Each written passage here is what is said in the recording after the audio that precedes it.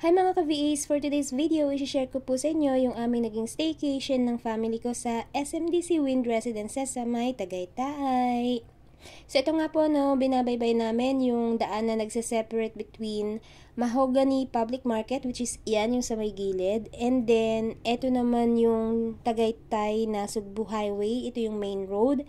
Sa bandang kanan makikita nyo po yung Petron Gas Station, yan po yung pinaka-landmark kung pupunta kayo ng SMDC Wind Residences. So kung via public transport kayo or commute kayo, sabihan nyo lang po yung driver na ibaba kayo sa Petron Gas Station. And walking distance na lang po yan. Kung makikita niyo po sa di kalayuan, ando dun na matatanaw nyo na yung mga building or mga towers. Ito po ay same route going to Sky Ranch, no? Itong Tagaytay na Sugbu Highway na ito. So kung may dala kayong mga bagets, dalhin nyo po doon kasi magkakatabi na lang yung mga establishment dyan, napakalapit na lang. And then, itong si SMDC Wind ay napaka-accessible, no? Kasi along the highway lang siya. So makita nyo naman, ayan na yung mga towers. 5 towers po yan, towers 1 to 5. And napakadali kasi daling puntahan dahil nasa gilid lang siya ng highway, hindi kayo maliligaw. Sa di kalayuan, makikita nyo po doon yung main car entrance nila. Nasa right side po siya if you're coming from Manila, and then may makikita kayong malaking signage dyan, nakalagay SMDC Wind Residences na logo, ayan. Pag nakita nyo na po yan, kakanan lang po kayo dun sa daan or sa may kanto, papasok, ayan. Pagpasok nyo may makikita po kayo dyan na roundabout or yung rotonda. Take left lang po. So, papakita ko lang sa inyo yung facade ng mga towers ng SMDC. Pero hindi po tayo dyan papasok. Dito po tayo, kakaliwa tayo ng slide. And then, para ma-access natin yung access road ng SMDC Wind Residences sa likod. Kasi, yung basement parking and yung lobby nila ay nasa sa likod. Para sa lahat ng towers, no? Sa towers 1 to 5. And then, dara-diretso nyo lang, and then sa may bandang kanan may makikita kayong guardhouse. Kailangan nyo po mag-stop by sa guardhouse.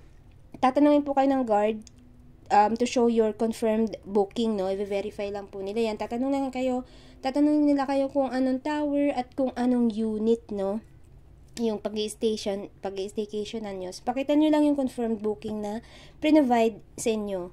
And then, yung tower na pinakamalapit sa guardhouse, yun po yung Tower 1. And then, sunod-sunod na siya. Tower 2, 3, 4, and 5. And then, makikita nyo, ang gaganda ng mga pine trees na madadaanan nyo. So, dito pa lang marerelax na kayo kasi ang lamig sa mata at ang lamig ng hangin ng Tagaytay. Lahat po ng towers ay may sariling basement parking at may sarili ding lobby. So, kung saan man kayong na-assign na tower, doon po kayo magpaparegister. So, right now, pakita ko sa inyo, ito yung Tower 3. Ito na yung entrance papunta ng parking, and then, doon din sa lobby, no? So, bumaba na lang ako, kasi para ako na lang yung magpa-register sa lobby. And then, i-assist naman kayo, tanong lang din kayo doon. So, ito yung hitsura ng Tower 3 na lobby, yung counter na yan, doon po kayo magpaparegister. So, right now, hinahanap namin yung parking slot na pre-provide sa amin ni unit owner. So, kasama na siya sa 2,500 per night na binayaran namin. Multiple entry na siya.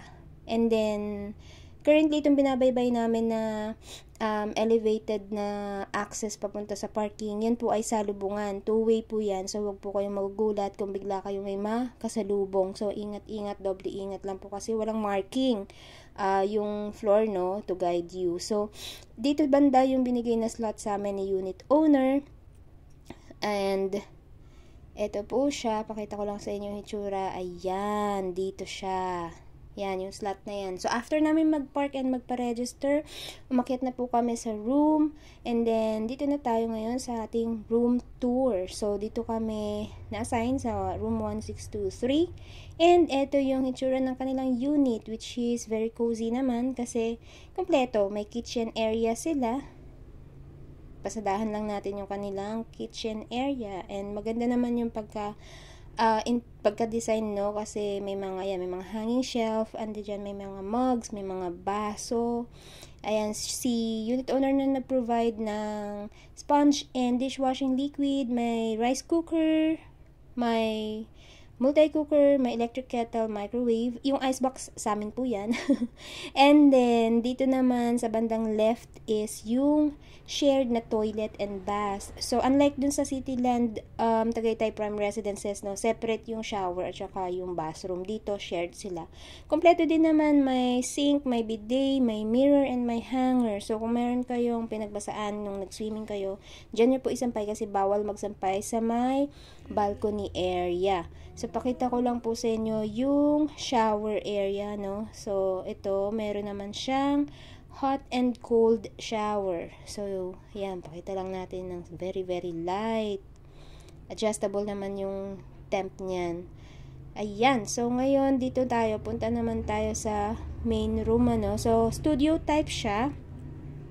And, meron na rin siyang ref.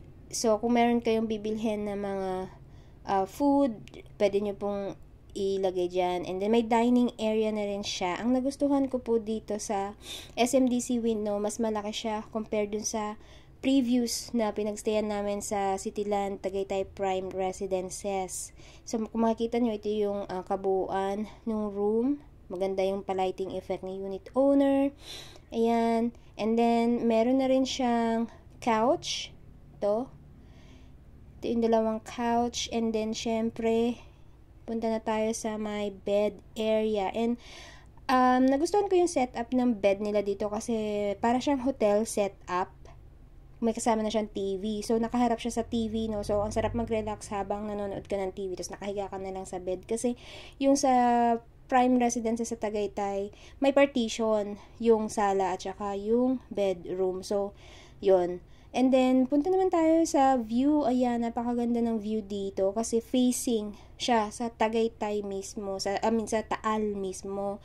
Makikita mismo yung Taal Volcano Island. And sa personal, napakalapit po talaga nung Taal Volcano na yan. Dito sa camera, medyo kala mo malayo. Pero pag sa personal, ang ganda, mas malapit talaga siya tingnan. And then, sa balcony, ayan, may balcony din siya. May coffee table na rin. So, pwede kayong magkape-kape dyan every morning.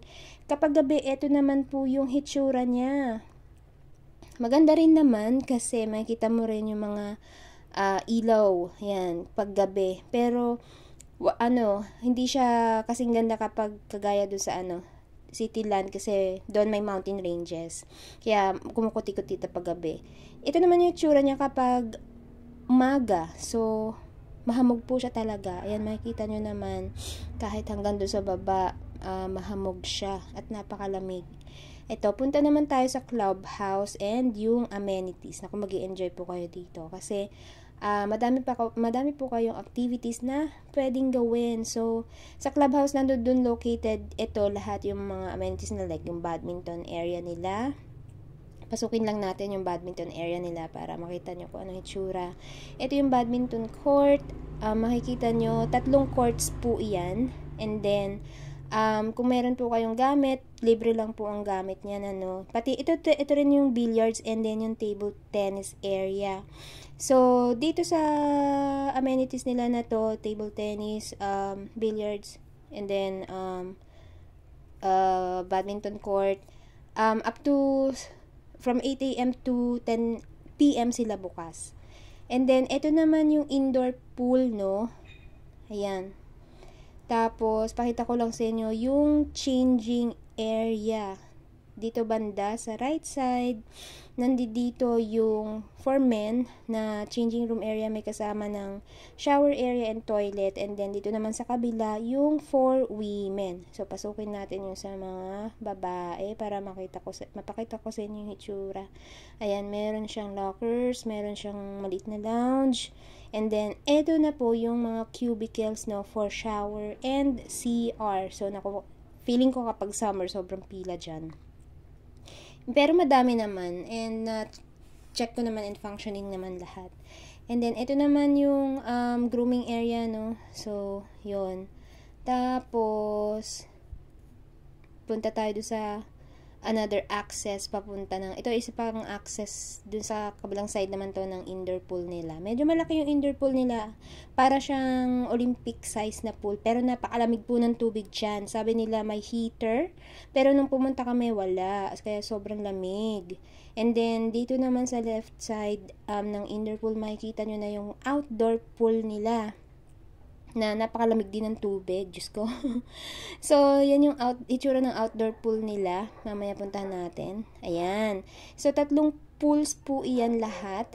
And 150 per person po ang bayad kung gusto nyo mag-swimming. So, kailangan nyo pong bumili ng voucher, no, para ipakita or i-present doon sa clubhouse lobby nila, para makapag-swimming kayo. And for me pag ganitong panahon, napakalamig, siguro next time hindi kami mag-a-avail ng swimming. Siguro pag summer na lang, kasi sobrang nakakapanginig din, ang lamig-lamig talaga. Tapos nung umaga, nag-fog pa. Bumaba kami ng hapon na, mga around 3 or 4, pero ang lamig-lamig pa rin ng tubig. Lalo na dun sa indoor pool. And then, yun, sa indoor pool, sabi nila bukas daw yung heater tuwing weekend, pero wala nung nagpunta kami. And then, ito yung tennis court nila. Ayan, medyo malaki-laki rin naman yung tennis court nila. Kung meron kayong sariling gamit, free lang po ang pag-use niyan. Now, punta naman po tayo sa kanilang basketball court. So, ito, yung basketball court nila is parang bagong-bago. I think may rent siya, around 200 per hour po ata. Pero, check nyo na lang po from time to time, no, para doon sa current pricing. And then, ito yung playground. So, kung meron kayong mga bagets, yan, pwede sila maglaro dyan. And then, punta naman po tayo sa garden. Ito, na-amaze ako. And, ang ganda ng garden nila.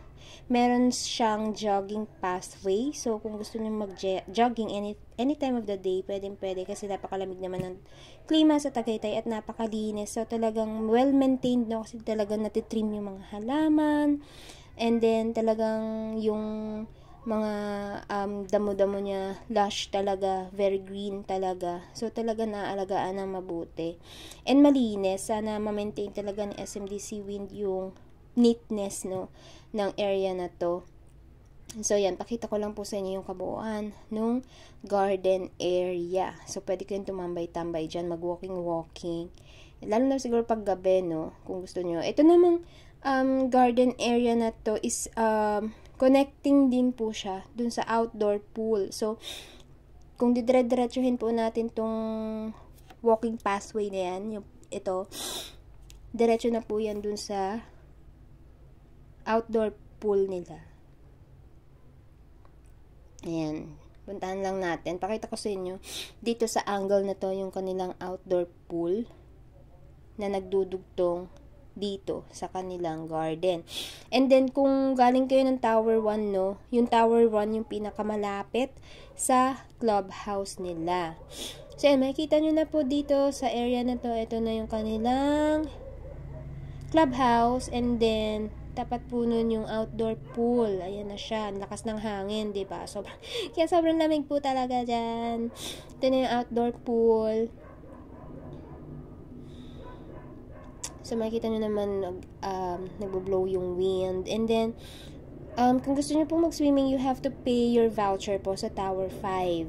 So, ang ginawa sa amin ng aming unit owner is may ready available na siya sa unit pa lang na voucher, and then nagbayad na lang kami kay caretaker. And then I would recommend magdala na kayo ng bihisan kung plan nyo po na mag swimming, kasi bawal po or hindi nila ini-encourage na basa kayong babalik sa towers. Meron naman pong liguan dyan sa mismong clubhouse nila, may mga shower area yung pinakita ko sa inyo kanina.